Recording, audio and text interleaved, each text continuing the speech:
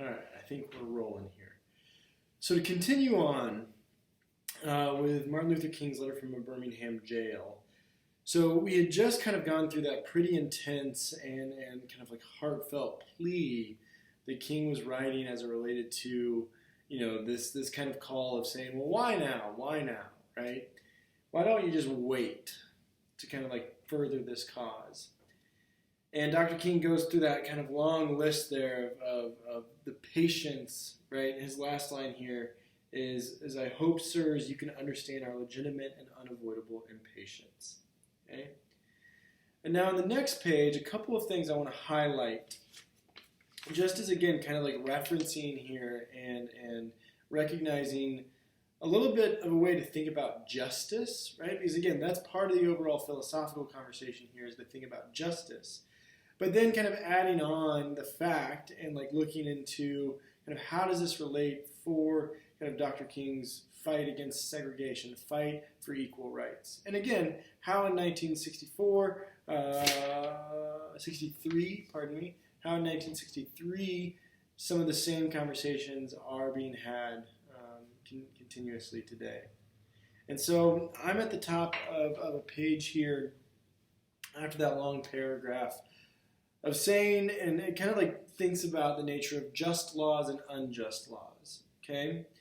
And this is where I think, again, Dr. King does a really nice job of kind of simply simply putting forth kind of a definition of a way to think about justice. And sure, there might be issues with it, and maybe we want to discuss that if we're, if we're able. But in the second paragraph here, he says, now what is the difference between the two? Between an unjust law and a just law? Because if you think about it, what we know from the 1960s and segregation, right, it was a law. There were laws that people of color could not go certain places, right? That was a law, okay?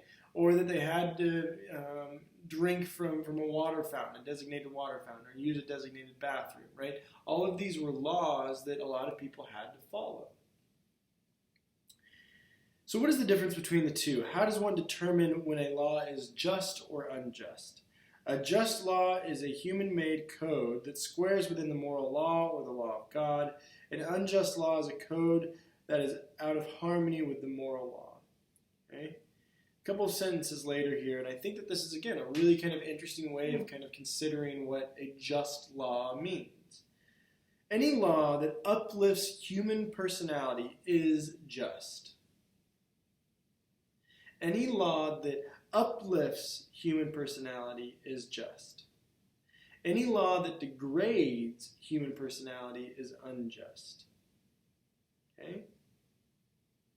Any law that degrades human personality, that which makes us who it is that we are, that which doesn't, when we think about what is it, kind of an interesting side question here is like, what is a personality? Are we born with an inherent personality? Do we create it over time from the environment by within which we're in, et cetera, et cetera, et cetera? Some really kind of fun philosophical, psychological questions to potentially ask there. But the question at this moment is, when we think about personality in this context, I think we think of it in terms of to be a person, to be a self, to be kind of, actualizing, to be kind of representational of like who one is and who one wants to be. And so if we think about that in the terms of how Dr. King has kind of just defined this, where any law that uplifts personality, that uplifts somebody to be who it is that they are, is just.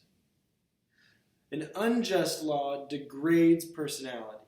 Any law that degrades human personality is unjust.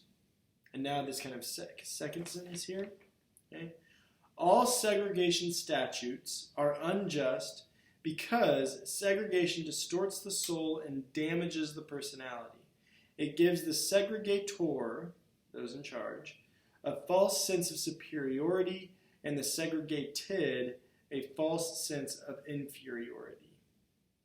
Okay, so again, kind of really thinking about these words, thinking about kind of how Dr. King is using these words, where all segregation statutes are unjust because they do nothing to uplift the personality of those that are being segregated against.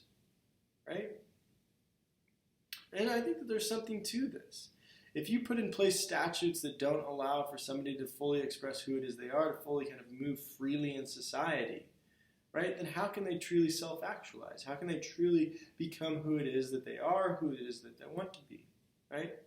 And so Dr. King recognizes this and says, all segregation statutes are unjust because segregation distorts the soul and damages the personality. It gives the segregator a false sense of superiority and the segregated a false sense of inferiority. Okay? And in class, I will be really curious if we're still able to have in-class, in-person sessions, how you all grapple with this, how you all think about this. Do we like the way that Dr. King has thought about unjust laws and just laws? Is there, are there ways of thinking about this further, or does this feel like a pretty succinct and pretty powerful way of thinking about just and unjust? Okay. I'm going to move on, and Dr. King gives a couple of examples of that. I'm not going to totally dive in. I'll let you kind of read that on your own. And then the next video, we'll kind of synthesize some areas, and we'll kind of wrap it all together.